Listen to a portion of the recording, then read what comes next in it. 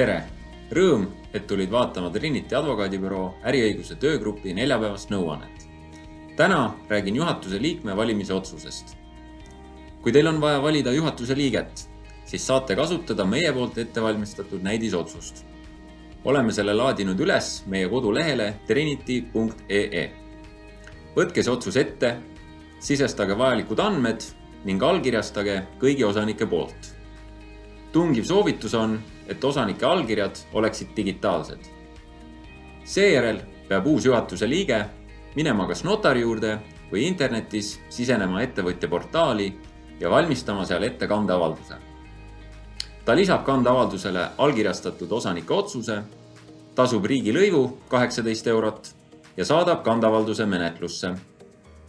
Kui osanike allkirjad ei ole digitaalsed, vaid on lihtkirjalikud ehk antud paberil, siis peab kandeavaldusele alla kirjutama ka olemasolev, juba äriregistrisse kantud juhatuse liige. Kui sellist juhatuse liiget ei ole, siis peab kandeavaldusele alla kirjutama ka vähemalt üks osanikest. Aitäh vaatamast ja järgmise neljapäevani! Kui sul tekkis täiendavaid küsimusi, võta meiega kindlasti ühendust.